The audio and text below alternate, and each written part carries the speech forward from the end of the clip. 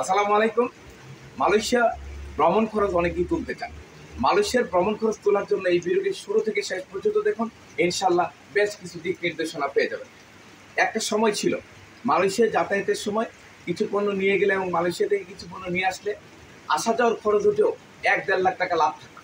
কিন্তু এখন এটা 10 বছর, 15 বছর, 20 বছর আগের ঘটনা বলছি। এখন সময়ের পরিক্রমায় আসা যাওয়ার খরচ বেড়েছে, নানা রকম জটিলতা তৈরি হয়েছে।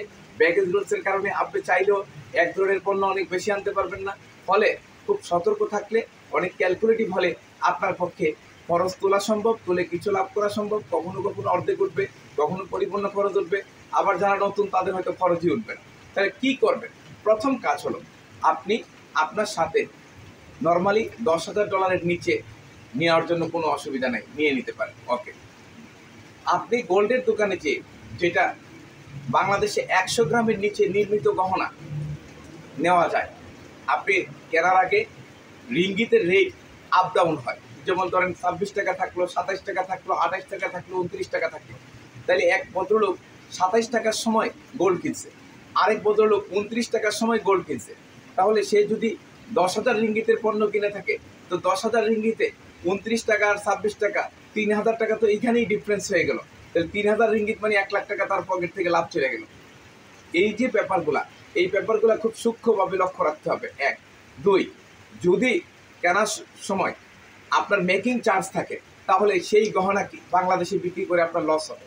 তাহলে মেকিং চার্জ ছাড়া গহনা কিনতে হবে। প্রশ্ন হলো এই ধরনের গহনা কি পাওয়া যায়? যে কোনো দোকানে ঢুকবেন, বলবেন যে মেকিং চার্জ ছাড়া, তারা সেই গ্যালারি দেখাই দিবে। সেই জিনিসগুলো নিতে হবে। কোনো আইটেম 12টার বেশি নেওয়া যাবে না। 3 নাম্বার।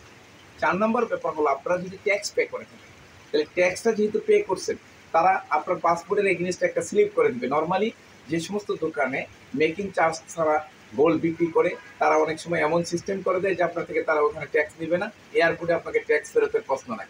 কিন্তু যদি ট্যাক্স নেয়, আপনার পাসপোর্ট দিয়ে স্লিপ নিয়ে আসতে হবে, এয়ারপোর্টে ওই গোল্ডটা দেখায় আপনার ট্যাক্সটা ফেরত নিতে হবে। এবং এটা যখন ফেরত নেবেন, তখন আপনি দেখতে পাবেন যে আপনার রেটটা অনেক কমে গেছে, এবং তখনই আপনার পক্ষে 50 থেকে 60,000 টাকা শুধু গোল্ড দিয়ে লাভ করা সম্ভব। অন্যথায় এই লাভটা করা সম্ভব নয়।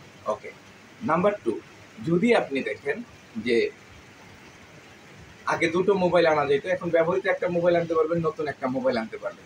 যেই মোবাইলগুলোতে 30,000, 40,000 দামি মোবাইল, কম দামি মোবাইলে কিন্তু কোনো লাভ হবে না, গ্যাপ থাকে। সেই মোবাইলগুলোর দুটো মোবাইল আপনি আনতে পারেন, আনলে 5-10,000 টাকা বেনিফিট হতে পারে।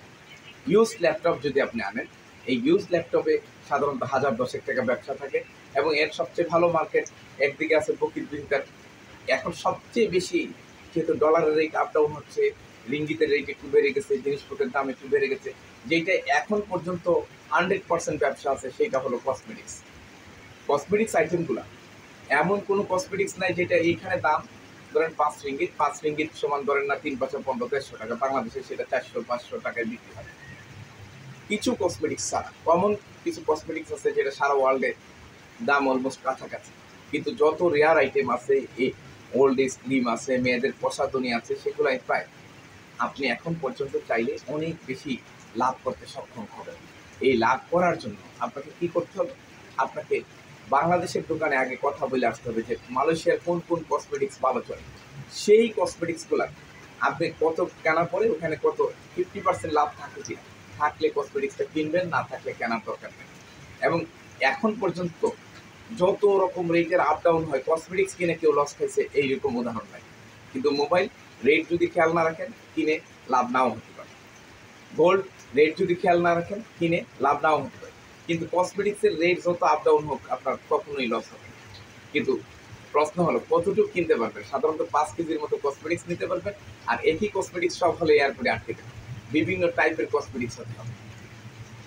তাহলে এটা করতে পারছেন, তাহলে আর কি চাই? কিছু রেয়ার এক্সক্লুসিভ হিজাব আছে। হিজাব কিন্তু ইন্ডিয়া থেকে, চায়না থেকে মালয়েশিয়া আসে। পক্ষান্তরে মালয়েশিয়ার যে জনপ্রিয় হিসাবগুলো সেটা বাংলাদেশে যায়, সেটা নিতে পারবেন। ইউরোপ আমেরিকার কিছু কসমেটিক্স আছে যেটা অনেকের পক্ষে ইউরোপ আমেরিকা থেকে অথেন্টিক কসমেটিক্স সংগ্রহ করা সম্ভব হয় না, তারাই কসমেটিক্সগুলো এখান থেকে নিতে পারে। তাহলে এখানে কোত্থেকে কিনবে? এখানে মাইডিন, হানিফা থেকে ম্যাক্সিমাম লোক কিনে, কিন্তু আপনারা PWTC যদি চলে যান, সেখানে পাইকারি মার্কেট আছে, সেখানে কসমেটিক খুব কম দামে কিনতে পারবেন, যেখানে মাইডিন হানিফা থেকে প্রত্যেকটা আইটেমে 2-3 টাকা করে কম, যেটা আপনার একত্র করলে দেখা যাবে আপনার যদি সাপোজ 300 রিঙ্গিত কম হয়েছে, 300 রিঙ্গিত মানে বাংলা টাকায় 10,000 টাকা। এটা অনুমানের জন্য বলছি। তো আপনি একটু সতর্ক থাকলে, তারপরে কিছু রেয়ার এক্সক্লুসিভ আইটেম আছে, কিছু ইলেকট্রনিক্স আইটেম আছে, কিছু ইউজড গ্যাজেট আছে, এগুলো সাধারণত বাংলাদেশিরা নিয়ে থাকে। তারপরে দুধ নেয়, প্যাম্পাস নেয়, চকলেট নেয়। এই আইটেমগুলোতে এখনও কিছু লাভ থাকে, কিন্তু দুধ প্রায় অলমোস্ট সমান সমান হয়ে গেছে। প্যাম্পাসে এখনও গ্যাপ আছে, কিন্তু গ্যাপটার পরিমাণ আপনার নিয়ে পোষাবে কিনা আপনি একটু চেক করে দেখবেন।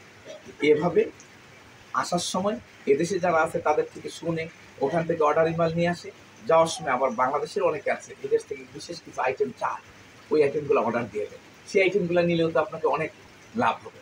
আমার বাংলাদেশে যদি কেউ আসেন লাগেজ খালি থেকে, আপনার কতুরায় যে বাংলা মার্কেট আছে সেখানে বিভিন্ন পার্সেলের দোকান আছে, সেখানে যোগাযোগ করলে আপনি কিন্তু ধরেন আপনার 35 কেজি লাগেজ আছে, 20 কেজি ফাঁকা আছে, ওই 20 কেজির পণ্য সেখান থেকে দেখে প্রবাসীদের পণ্য নিয়ে যেতে পারেন, যেটা ব্যাগেজ লুজ মেনে। এতে আপনার কিছু লাভ হলো এবং প্রবাসীরও লাভ হলো, সেই পণ্যটা দেশে পৌঁছে গেলে আপনি একটা অ্যামাউন্ট পেলেন।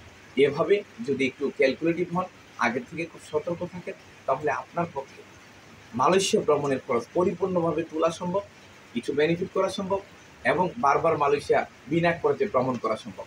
আমরা চাই আপনার ব্যক্তি জীবন সুন্দর হোক, ব্যবসায়ী হিসেবে, মানুষ হিসেবে সারা পৃথিবী আপনি ঘুরে বেড়ান, কিন্তু ঘুরে বেড়ানোর খরচটা যেন কমে যায়। আর খরচ কমানোর জন্য ভিডিও শুনলে হবে না, ভিডিওর তথ্যকে বাস্তবে প্রয়োগ করে দেখতে হবে। মাঝে মাঝে হয়তো কাঙ্ক্ষিত ফলাফল আসবে না, হয়তো সেভাবে লাভ আসবে না, কিন্তু আপনি যখন করা শুরু করবেন তখন আপনিই ওয়ে তৈরি করতে পারবেন, যেই ওয়েটা হয়তো আমি এই ভিডিওতে বলতে পারিনি। আপনাদের যদি এমন কোনো ওয়ে জানা থাকে যেভাবে খুব সহজে লাভবান হওয়া যায়, সেই ওয়েগুলো কমেন্টে জানিয়ে দিবেন, ভিডিওটা শেয়ার করে অপর ভাইদের দেখার সুযোগ করে দিবেন। ইনশাল্লাহ আপনাদের সাথে ব্যবসায়িক কাজে গর্বিত হিসেবে, অংশীদার হিসেবে পৃথিবীর কোথাও না কোথাও সাক্ষাৎ হবে। সেই পর্যন্ত ভালো থাকবেন। আল্লাহ হাফেজ। আসসালামু আলাইকুম।